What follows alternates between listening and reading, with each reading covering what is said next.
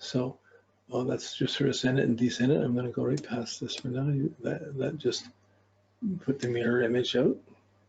I'm going to send you guys all these charts so you have them. You can work with them a little more clearly, see them, and you at least have your own set of data for yourself. Okay, here's your IC. It starts in Cancer. Motivated by home, family, mom, whatever. Capricorn on midheaven. Comes up by 77, 22. Uranus is there, so she's ready to break away. That is her IC. It changed where she's living, her motivation. She's moving away, I believe. Probably got married around then. Had kids. Like, that's probably that change. But it was a shocking change. Just it changed the circumstance of where she was living. Then her IC went on in 2000, May 16th. This is 23 years later. It's conjuncting Jupiter, and her understanding was coming in. Now, this has got to be around the time we met and she started studying the astrology. She was a very successful businesswoman anyways, but her astrology came in through this time. And then as it came up to somewhere in here also, I think her mother died, or was very close to, there was really, she was on call all the time for this, her motivation. There was the fear of these things happening and the challenges of happening. So she wanted to get in the astrology, but there's so much set around her with her kids and with other things that she had so many things demanding at times she couldn't jump at it full time. She knows she's a good student. So she's coming back, going through them now, going over this again. And now the same hassles aren't there. The IC has moved on and she doesn't have that fear element there. It's moving forward. In fact, by 2029, the IC is conjunct the Mars, and she's going to be full-fledged going on whatever she's motivated by. And 44, the IC conjuncts her Sun. So these years, they're built up strength, builds up confidence. She's motivated to do things, to be confident about things. And then it hits her Venus. She'll be in the circumstances she wants to be in when she's older. These are positive hits. And the conjunction to Pluto was a little bit more challenging. The hit one hits Neptune in 2060, if she lives that long, it'll hit Neptune and Mercury, that'll be more disorienting time.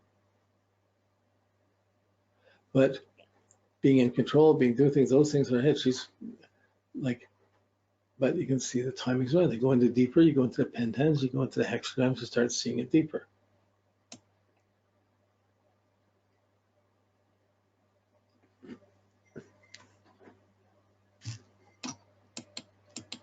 Okay, so this just shows the midheaven. Here, the IC was getting all the conjunction, what motivates me, where I'm going, what I have to do, not the career. So she's a successful career by what she's doing, but her strength was in how she's responding to people and doing things. It's the setting side of the chart. Not her midheaven wasn't, the career wasn't really giving to her, she was giving to the career. For the family, for the things, for what she has to do to hold things together. All conjunctions on that IC.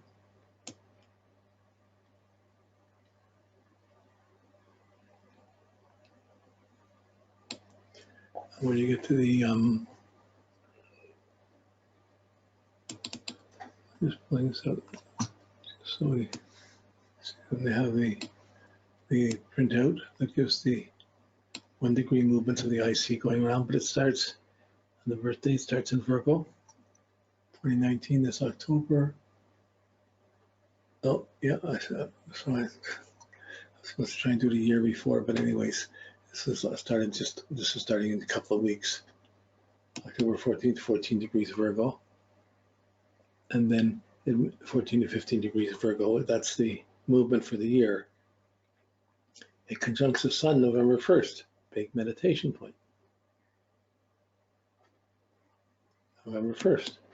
And then it's going to hit Venus and Neptune. Then by November 12th, it's going to be conjunct to descent, and it's timed.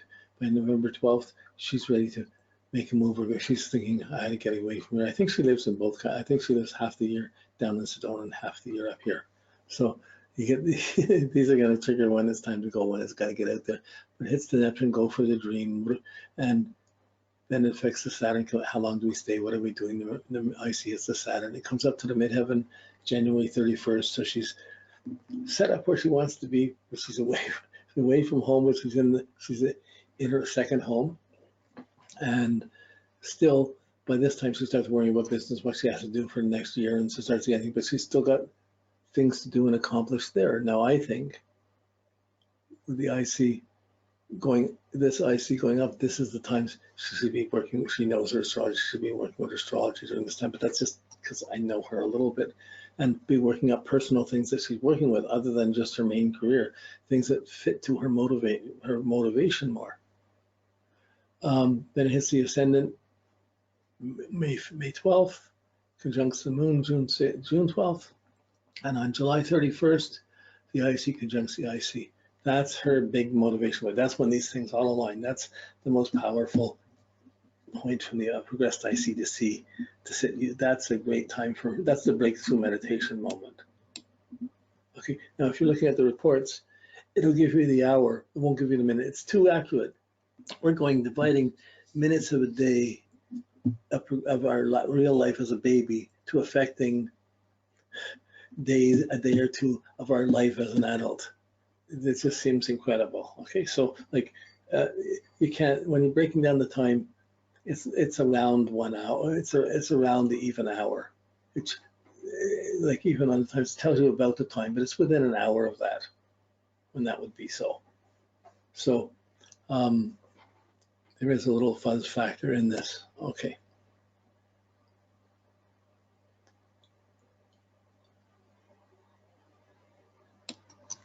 All of these things from the 8th house, level 8, where we're expanding the way of looking at things to applying, it keeps expanding things so we can't just, it makes astrology a mystery and a wonder. There's always something you can wonder, but you can't figure everything out. You can't remember everything right away. And that's how it's supposed to be. It humbles you as an astrologer. How do you navigate this whole matrix and find meaningful things to say? You can do it on one level, but how do you do it integrating the time perspective, pulling the spiritual and the worldly together to be able to communicate to someone?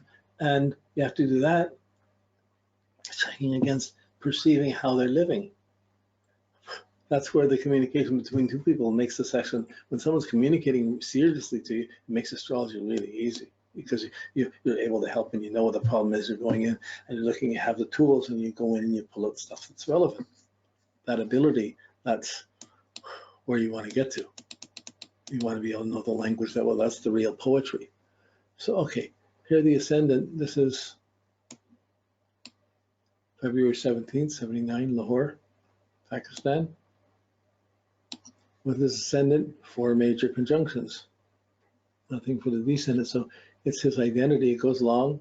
2005, a conjunct Pluto, a strong encounter. Who am I? What am I doing? It's an inner thing, but his identity becomes challenged or confronted by something, and challenged to have to take a stance for truth. Then it goes along by 2017, just more recently, it conjuncts the moon. And the identities around family, where I'm living, what I'm doing, instincts. Then, see, I like the motivation better than working through with the ascendant. But the ascendant by 2043, it conjuncts the ascendant, the Uranus, and a much more eccentric identity begins to come out. And by 2078, towards the end of life, it'll conjunct the Neptune, which should be a more mystical, devotional time, but could be a more confused, disoriented time, depending how well you live.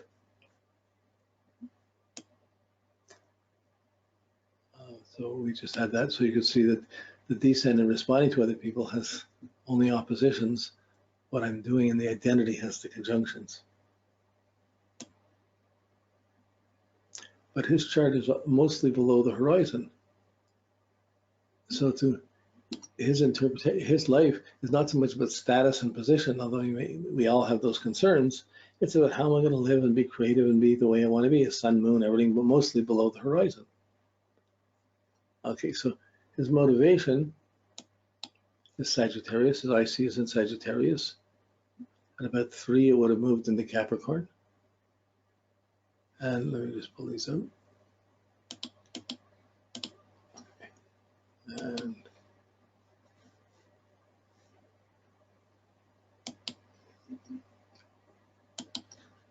sorry.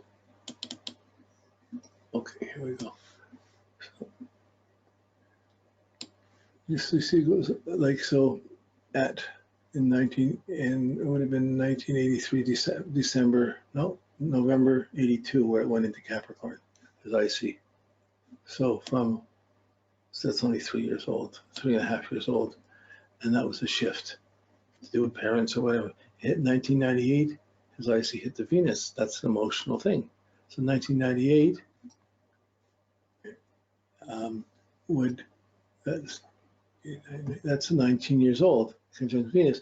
Maybe he got motivated by music or things then, or got influenced by someone. That can be love, music, art. The IC is strongly, he gets a strong impression around what motivates him emotionally, what he wants. Even though he would feel, because in Capricorn, I'm not going to get this, I'm not sure why, but the ability to listen and hear music and hear things, that probably is a strong influence at that time. Then, as the IC went on in 2017, as IC was already in Aquarius, so let's just get this more exact.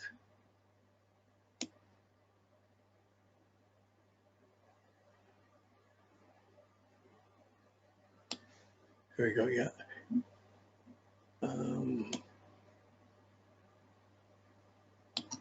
2017, it opposed Jupiter. This is an opposed Jupiter, and shortly thereafter it will square the moon. No, it squares the moon first.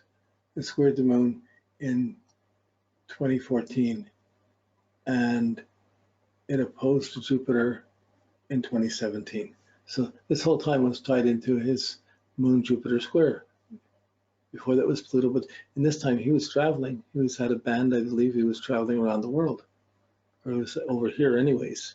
And he did this tour, and by the time he finished, then it lifted, and then he went back to Pakistan. And I'm not sure if he has his band or what he's still doing there, but he's studying astrology along this process as well.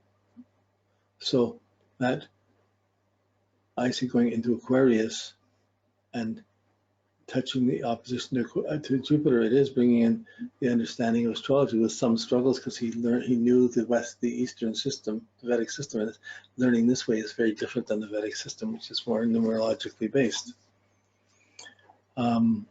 Everything has its purpose. You can know both of these, they're two different things. So it just takes time to get comfortable. It's like if you're teaching a kid 2 languages, it takes them a little while longer to make the association and speak, but when they get it, they got the 2 languages there.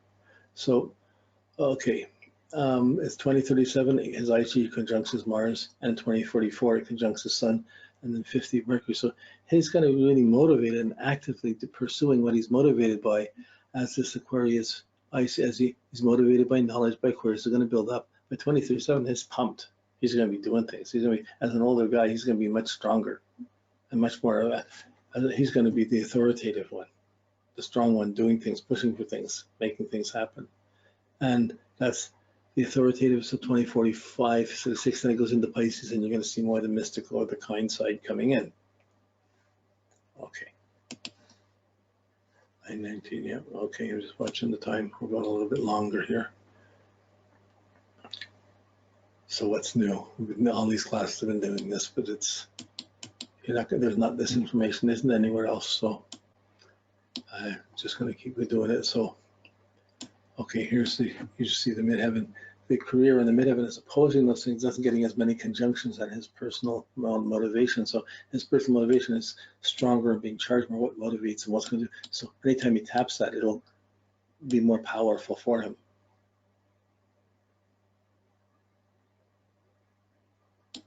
On his 361 degree, over here,